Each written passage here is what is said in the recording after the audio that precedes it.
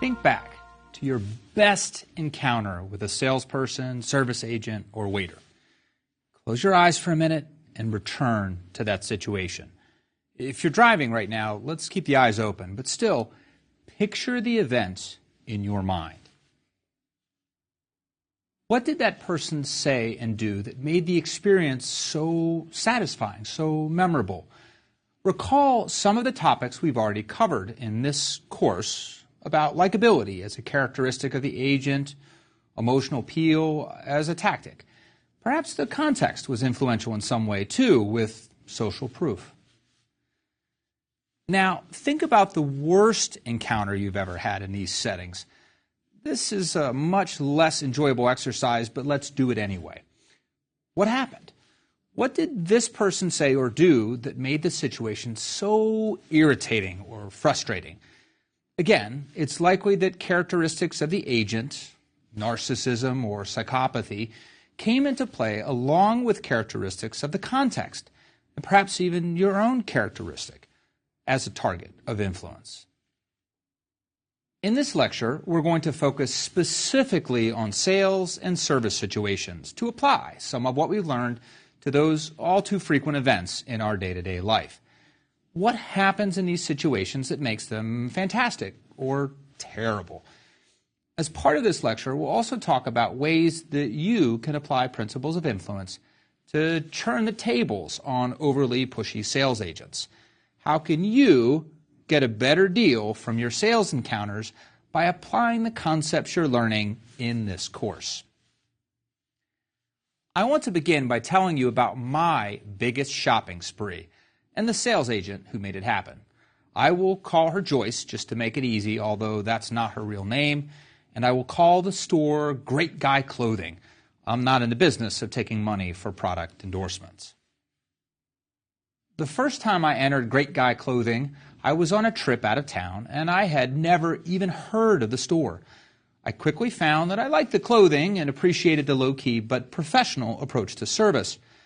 Joyce had approached me as I entered, introduced herself, and offered help. I initially declined and was left alone. When I finally did decide to try on pants, she seemed to sense it and was there and ready to help. She took me to a dressing room. When I came out to look in the mirror, Joyce was there, quietly waiting to see if she could be of further help. She only offered a comment when asked, and she complimented me, but in a brief, genuine way. She made a suggestion that there were other styles and colors that I might like as well and offered to help by getting them. With her help, I tried on a few more. Her comments to me were straightforward, expert, and honest. As we talked, she asked a few questions and learned a bit about me. I decided to buy a pair of pants that day, and she made everything quite easy. Tailoring was included, as was shipping back to my house in Iowa, so I didn't have to worry about returning to pick up the pants. It was a great experience, and in the months that followed, I appreciated the quality of the pants. The real shopping spree happened when I returned 8 months later, a testament, I think, to the idea that real influence happens through relationships that are built over time. On my return trip, I walked into the door of the store, and she immediately greeted me with, "Welcome back, Professor Brown. Glad to see you made the trip from Iowa. How are you enjoying the pants? Were you looking for something specific today, perhaps a sports coat and shirt to match?" I left that day with 3 more pairs of pants, 2 shirts, 2 ties, and a sports coat. To this day, it was my biggest single store shopping spree. This type of service is not magic, as it is exactly what high-end merchants do every day. So let's analyze what Joyce did right. Let's talk about the characteristics of sales agents who are great at what they do, as well as the tactics they use to close the deal. We'll talk about tactics so you can appreciate good sales when you see it, and so you can avoid getting suckered in when it's something you really don't need to buy. In my own story, Joyce was fantastic because she was both competent, she knew the clothes, and also caring. She took the time to get to know and remember me. If you recall from our conversation about agent characteristics and tactics, competent and caring are two fundamental characteristics of people that have a big influence on whether we trust them. Joyce's behavior is also consistent with some of the most practical work ever written on influence. We haven't talked about this so far, but now is a good time to bring in the classic work of none other than Dale Carnegie. Carnegie is best remembered for his best-selling book, How to Win Friends and Influence People. Carnegie was born in Missouri in 1888, grew up milking cows, and then worked in a series of sales jobs. After failing in an attempt to become an actor, he got the idea to teach public speaking and met with great success. Carnegie went on to teach and write, eventually publishing the international bestseller in 1936. The publisher, Simon & Schuster, estimates that that book has sold more than 15 million copies. The core idea behind Carnegie's work is that by changing your own behavior, you can become more confident, better liked, and more persuasive. Among other pieces of advice, Carnegie offered 6 simple suggestions for how you can get people to like you. Let's review them briefly and note how Joyce did with regard to each. First, Carnegie suggested be genuinely interested in people. Joyce showed this by being attentive to me at every point without being overbearing and by asking questions to get to know me. Second, remember and use people's names. Dale Carnegie once said, "A person's name is to that person the sweetest sound and most important sound in any language." Joyce made use of this knowledge and remembered me. She used my name right away and again throughout all of our encounters. Third, be a good listener. When Joyce asked questions, she really listened and used that information not just that day, but even 8 months later. Fourth on Carnegie's list, talk to people in terms of their own interests. Good salespeople do this naturally. The conversation should be about the customer and his needs, not about the company or the salesperson. Joyce focused on me and my clothing needs. Fifth, make people feel important and do it sincerely. One of the best ways to do this, and again, Joyce succeeded here, is to remember someone's name and other facts about that person and use that information to create a genuine personal interaction. And 6 on the list is smile. It's simple but powerful. In each of our encounters, Joyce had a smile on her face. How does Carnegie's work hold up when studied by hospitality scholars in today's modern society? A paper by Michael Lind from Cornell's School of Hotel Administration reviewed a large number of studies on what servers can do to increase their tips. He suggested that the largest increase in restaurant tipping was not for using the customer's name, but for something even simpler. Can you guess what it is? Let's review some of Lynn's estimates. Using the customer's name, 10% increase in tips. Giving customer candy, 18 to 21% increase in tips. Squatting down next to the table, 20 to 25% increase. Mirroring by repeating orders back yielded a 100% increase in tips. That's double. But there's still one effect that was even larger. Can you guess it? Smiling. The estimate is that servers who smiled broadly and genuinely, compared to those who didn't, is a 140% increase in tips. Because smiling works so well, let's talk about it further. What is it about a smile that opens people up to influence? Doug Pugh, in a research study published in the Academy of Management Journal, suggested 2 reasons. That a positive event, like a genuine smile, can make people feel better about their encounter with a server or sales agent. First, there is a general expectation that people in those kinds of roles will be nice and helpful. A smile signifies kindness and builds confidence that you will be helped and get what you seek from that encounter. Second, the smile may operate via an emotional contagion to put the customer in a good mood. Now, emotional contagion is exactly what it sounds like. The idea that moods can actually be caught, transmitted between people. I mentioned that in an earlier lecture about yawns, that they're catching. The same can be said for smiles. And when you're put in a good mood, customers will be more likely to evaluate any exchange positively. That's actually the hallmark of good moods. Everything seems better when you're in a good mood, including the service, exchange, or product you just bought. A truly genuine smile can be thought of as creating a warm, positive feeling in you that then permeates how you see and judge everything that happens next. Pew's results support these ideas.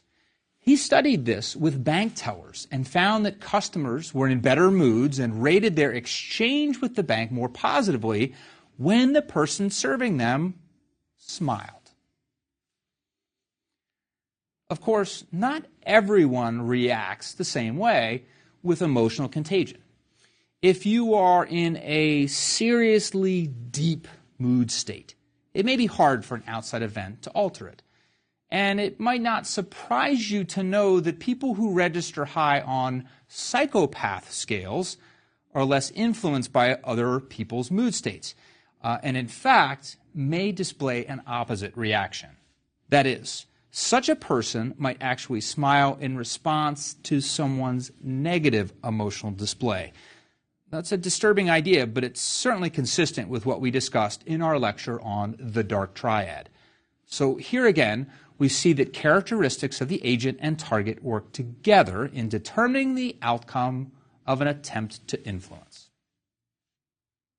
So far, we've been focused on characteristics of the agent, the person who's providing a service or trying to make a sale. Another part of our ADDIC model is characteristics of the target, that is, in these situations, the buyer. In previous lectures, we noted that some people are more suggestible than others. Are some people more likely to buy following an encounter with a sales agent? Here there are two ideas I want to discuss, both of which are captured in common wisdom about how to shop. The first wise piece of advice is, don't go to the grocery store hungry. The second is, don't buy what you don't need. Let's talk about each. Don't go to the grocery store hungry is a warning to not go shopping when you are likely to think everything looks great. And it's true, at least for me. I've been to the grocery store after a long day of work with no lunch, and I came home with so many bags of groceries that I had to fill the trunk and the back seat. My wife laughed when she saw me carrying these armloads of groceries, and she knew exactly what had happened. The bigger idea here is that when you are strongly motivated to buy, your pursuit of that goal may lead you to be less rational in considering whether and what to buy. When your goal, for example, is to buy the car, your focus may be on that goal and only that goal. You may not consider other possibilities, such as walking away if the deal isn't good, or waiting for another day when you can get a better deal. So, we should follow the advice of this piece of wisdom about grocery shopping, but we should also extend it to other situations. If you can, don't wait until your computer crashes or your car stops to shop for new ones. Start looking in advance, set a budget, and examine the features of products based on what you need. The other piece of advice is don't buy what you don't need. This can be surprisingly difficult too. One summer, I lived at the beach, living as a student, as students often do, eating primarily beans, rice, and noodles. After one particularly long night of work, I woke up early to go shopping. I went to get the essentials, cereal, toilet paper, and beans. My friends and I were sleepily standing in the aisle talking when we heard someone calling people over for a product demonstration. We walked over, stood with a big crowd, and listened to what turned out to be a very persuasive agent. I let myself walk away that day with something I really didn't need living at the beach: a pen set. It went unused. Why did I buy? Certainly the salesperson was good, but I also blame my own tiredness. I was too tired to resist. To make sure you don't end up with too many groceries or a pen set you don't need, you should avoid sales situations when you are highly motivated to buy or when you are too tired to resist. If that situation can't be avoided, you can at least slow things down and fix in your mind that you will not buy now and walk away. Sales agents often try to make sure this does not happen because they want you to act in the moment. But you should walk away and dispel the idea that you absolutely have to buy. Then, rather than consider why you should buy, consider the reasons why you should not buy. This may help to displace the commitment that is biasing your thoughts in support of a purchase. We've talked about agent and target characteristics in sales situations. Let's continue discussing the ADDIC model by moving to context. There are certain contexts that create a strong push for sales agents to sell, sell, sell. For example, with the launch of my first textbook, the publishing company decided that they really wanted to get a foothold in the market, so they doubled sales commissions. That meant that sales reps would get double their usual commission for selling our book over any other book in their sales catalog. I was certainly grateful for that decision, as I actually witnessed the company's sales reps knocking on extra doors trying to get sales. With a strong incentive to sell, most sales reps will work harder to pursue leads and close deals. In many sales industries, there are incentives just like this, or even contests, such that someone who sells the most receives an award. Perhaps the most famous example of sales incentives comes from Mary Kay Cosmetics. Representatives of this company who meet certain sales goals can get a car with no lease payment and only a nominal insurance payment. It used to only be pink Cadillacs, but the program has since expanded.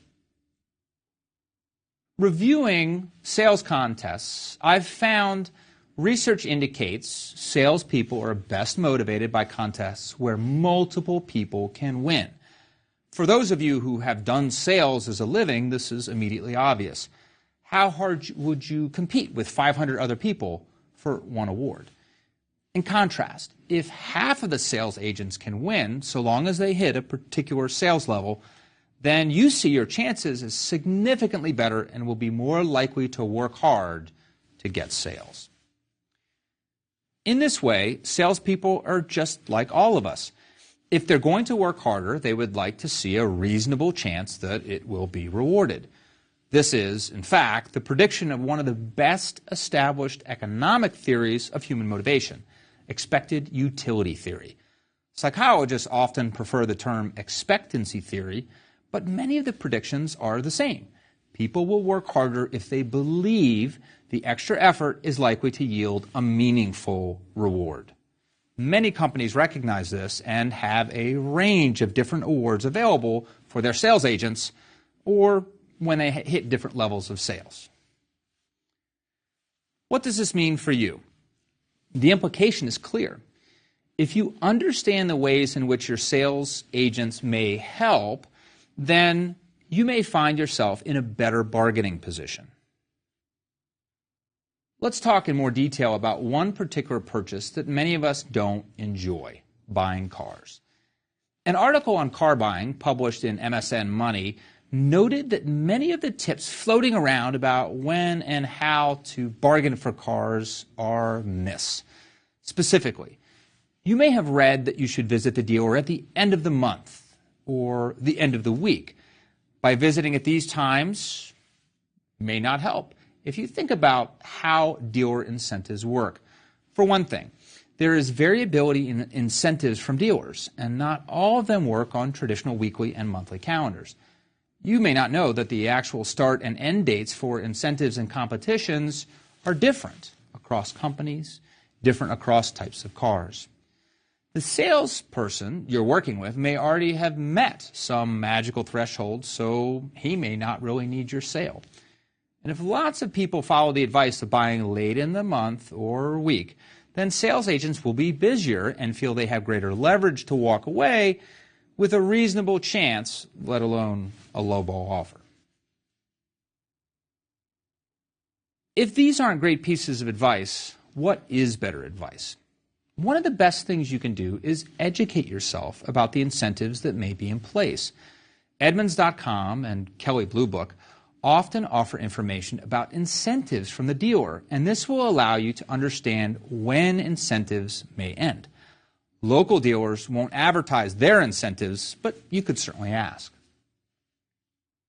Often the way to the best deal is simply a matter of economics. Where the demand is lowest, companies often put sales incentives to move inventory. So check for incentives on those low-demand cars and seek the dealership that has many on the lot. Another possibility is to seek out a dealership that does not pay commission on cars. We have just such a dealership north of me in Cedar Rapids, Iowa. The owner grew up selling cars and believes strongly in repeat business. So he puts his sales agents on salary. His sales agents are paid to be good to customers, not to close deals. And this dealership is not unique. In his book, To Sell is Human, Daniel Pink suggests that the best sales professionals should be paid to provide great service, not just to sell. He offers other examples of companies like Microchip Technologies who have abandoned commissions, so the context of sales encounters is really about service and not about closing the deal. We've just talked about how sales contests and pay structures create a context that can influence sales agents' behavior. Another important context feature is reciprocity. If someone has done you a favor recently, you will feel a natural obligation to return that favor. Just how powerful is this push within our minds to pay back?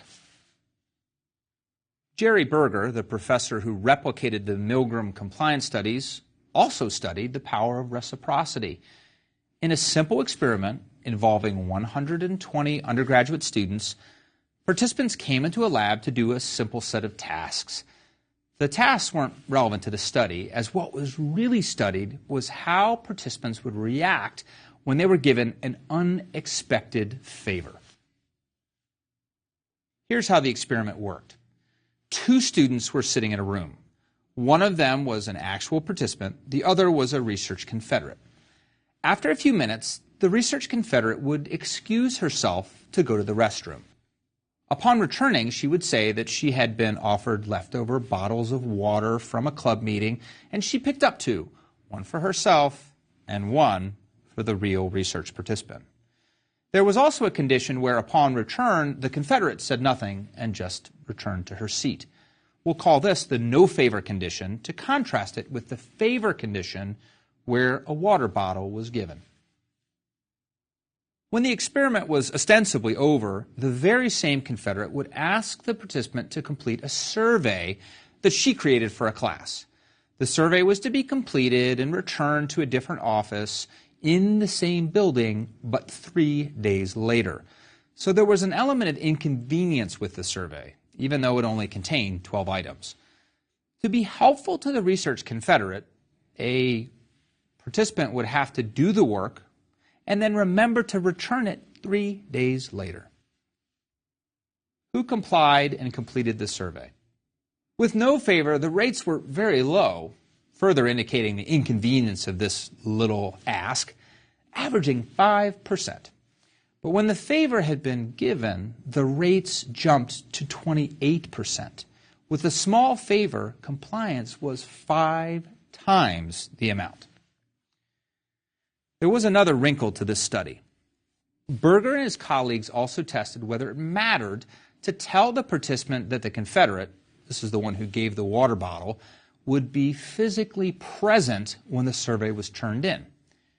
It didn't matter much at all, as compliance rates were slightly higher when the Confederate wasn't even planning to be there. So this is not a matter of having developed a personal attachment. It's a generalized obligation that we feel to pay back someone when they've done something for us. Berger and his colleagues concluded that the desire to reciprocate a favor is so fundamental and ingrained that we want to do it even if no one knows that we are doing it. Because this effect is so powerful, we see sales agents giving away little gifts all the time. At the dealer, where they service my car, there are free water bottles, apples, and donuts. When book reps visit me to sell their textbooks, they sometimes bring along snacks. Drug reps are known for doing this as well, as much as the law will allow nowadays. To counteract the influence of these gifts, some hospitals, big companies, and governments have specific policies that limit the amount and type of gift that can be given. As a branch of the Iowa state government, faculty, staff, and administrators at the University of Iowa, where I work, are limited to gifts valued at $5 or less. So a student in my class can buy me a regular cup of coffee if they were hoping to influence me, but not a venti vanilla bean frappuccino from Starbucks. I think they're costing now $25. I say this all in jest because knowing what I know about reciprocity, I don't let students buy me things or give me gifts. I know that even if I try hard not to be influenced, the natural psychological processes that result from reciprocity will be operating in my mind. Amway, one of the largest and best-known direct sales operations, larger even than Mary Kay Cosmetics, teaches sales agents to use this technique by encouraging them to host parties where you serve snacks and beverages and give away small sample packets. After eating a cheese cube, drinking a glass of wine, being handed a small sample, it's hard to do anything other than reciprocate and buy something. Counteracting reciprocity is hard because it is a natural psychological process, but there are things you can do. For example, thinking about the Amway or Mary Kay party, you might abstain from eating or accepting a gift. Or if this is someone you really like, you might bring a small gift to the host. Either way, you should feel less compelled to buy, unless it's something you really want.